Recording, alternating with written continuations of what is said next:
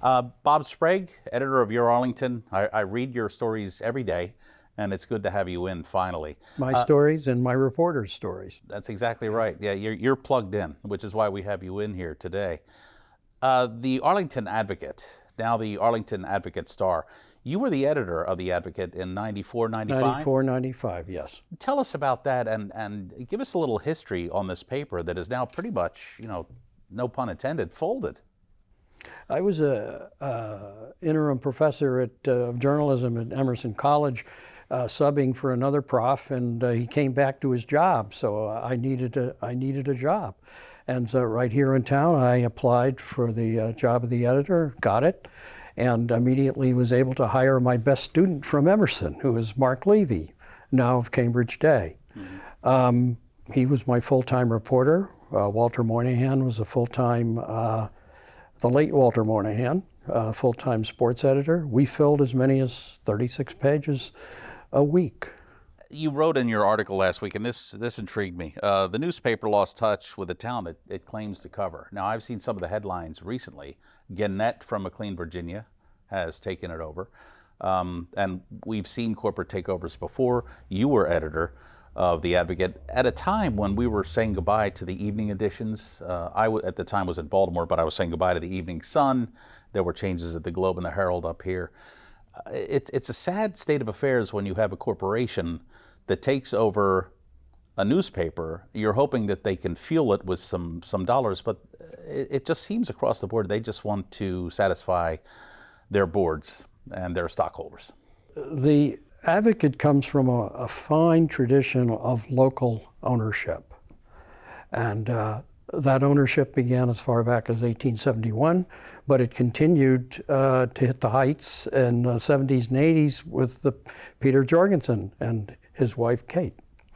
And they ran the paper until 1986, till they sold to Hart Hanks, a chain in Texas that then was sold to another chain and sold to another chain.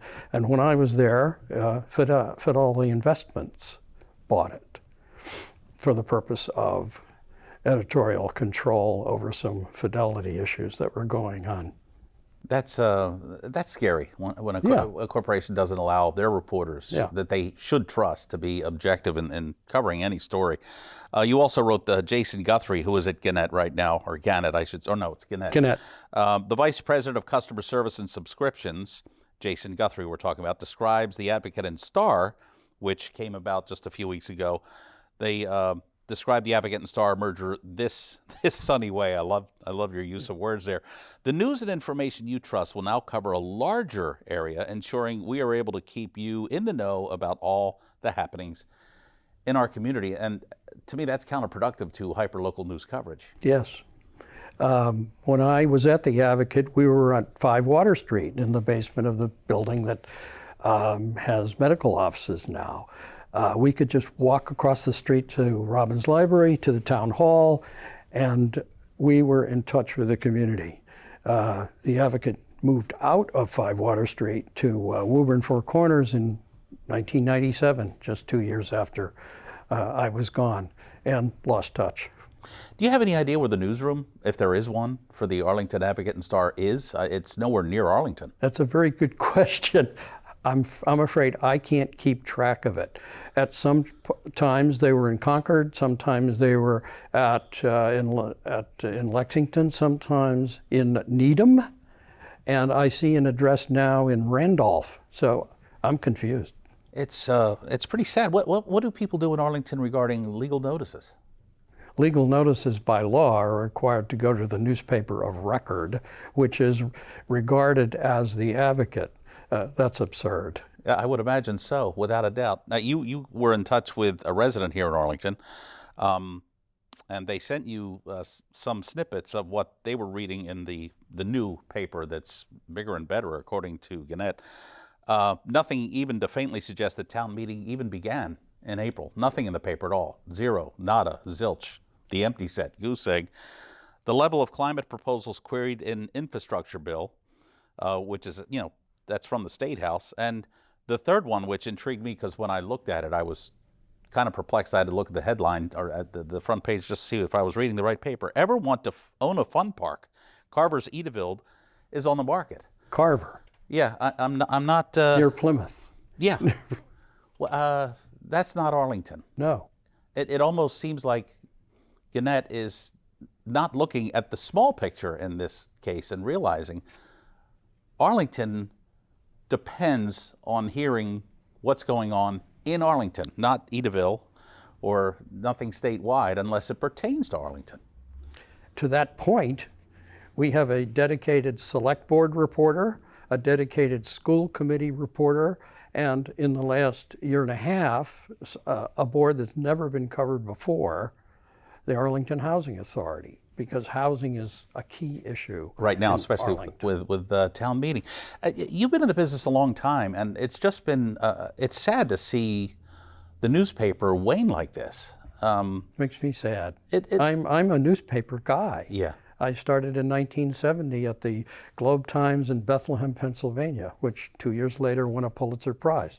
I didn't have anything to do with that, but what an excitement it is to be in a newsroom that wins that award. Well, I always thought there's a great symbiotic relationship between the electronic news gathering media and also newspapers. You guys peel back the layers. We scratch the surface, and with high tech nowadays, we can steer them toward an article if they want to read about that further. But that's becoming less and less apparent when it comes to just learning more about a particular story. I myself have a master's degree in English. I never took a journalism class in my life. I've learned everything basically on the street at a newspaper. In a situation like this, when you have Gannett taking over, and they obviously don't care, I guess, about reporting about hyperlocal news in Arlington, how tough is it on you now to dig even more just to make sure that the people in Arlington are informed as to what's going on in their area? Well, frankly, if you want to know, this is where fundraising comes in, because for 15 years or so, Your Arlington was a .com.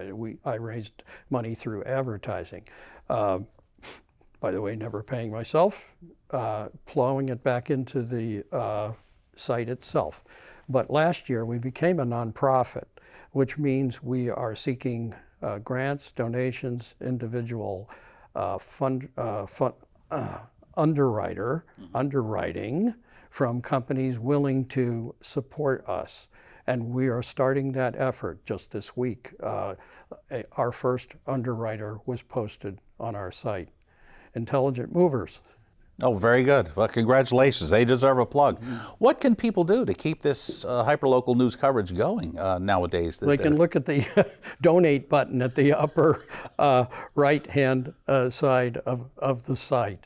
And now at certain targeted stories that are well read and not covered at all in the Advocate. Every meeting of town meeting, for instance, this Yes, 8 sessions. I've now. been reading that, and it's most informative because, as I said before, it peels back the layers. Have things changed for you with your Arlington now that it's in a nonprofit status and you're trying to get some underwriters? It's a lot of work, and it involves a board, and it involves reaching out to the community in a much different way, and so on that score. We will be looking for more board members, and we'd like anyone who's interested to reach out to me directly. All right. But there'll be an appeal coming. Where can people look for you on a website or a phone number, or what information can you get out? There's a row of links at the top. Contact is the easiest one to find. Right. I'm there. And you'll editor@yourarlington.com. All right. Sounds good. Is there anything you would like to add? Well, I guess people from Edaville can also give you a little plug too. There is a daily link at the top of the site, which often comes from CNN, that indicates there is a wider world out there, and I don't emphasize that too much, but it's there just to indicate Arlington's our focus, but there is a world out there. I was going to say, it doesn't have to be hyperlocal when it comes to underwriters. Do you want to add anything before we wrap this up? I just appreciate the community I love. I've lived here since 1989. I'm not going anywhere. I love it here. I love Arlington, and all the people I've known over the years help make the site what it is, because we have a democracy problem in this country, and we need to be informed about what we're doing. And I welcome all who wishes to participate in that effort. Well, I read your articles every day, or your links to other articles, and it's most informative for us here at ACMi News. We certainly appreciate you coming in. You are an asset to Arlington. Keep up the good work, and if there's anything we could do to help you along with your effort, especially with this paper kind of veering off the road, we'll do it. But thank you so much for coming in. Bob Sprague from Your Arlington, appreciate it. We welcome your partnership. Thank you.